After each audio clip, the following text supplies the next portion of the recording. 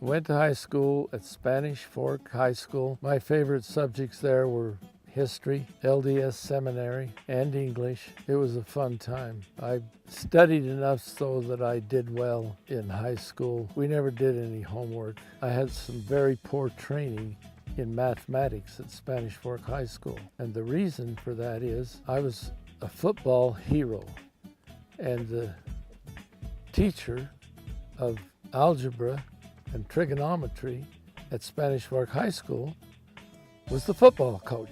That adds up to me getting to Utah State University and having to take dumbbell algebra. I discovered that there were kids up in East High School, Salt Lake City, that had real math teachers, and they were light years ahead of me.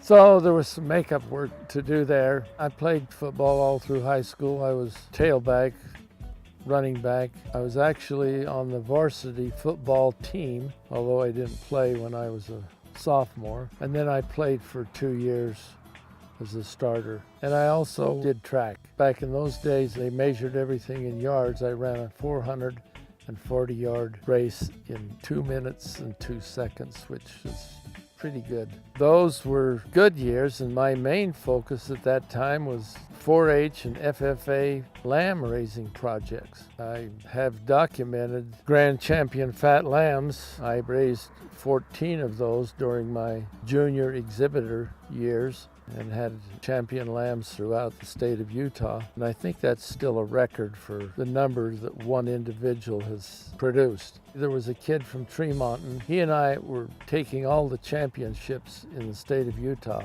So the powers that be at the Intermountain Junior Livestock Show, which was held in Salt Lake City, decided that they needed to spread around the prizes and the championships. So they said, next year we're going to have, instead of a grand champion and a reserve champion, we're going to have a pen of 10 champions. And then everybody will be able to participate in this top money, because usually the champions sold for really good money, and then the rest of them sold for so-so. I sold one grand champion lamb in, I think, 1951 for $10 a pound on the hoof.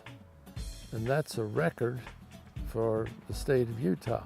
I thought about that for a while, and the rules were you could have 5 entries into the show and into the market lamb competition. So the next year I had the first 5 lambs in the pen of 10. And so after that they discontinued that procedure and went back to the old one.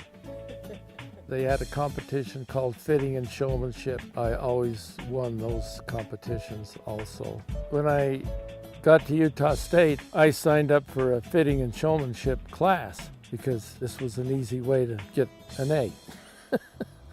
So when I showed up at the class for the first day, the professor, who knew me because he had been a judge at these junior livestock shows, we got the class together and he said, now I want you to watch everything that Olson does and try to do it the same way he does, and you'll end up with an A in this class.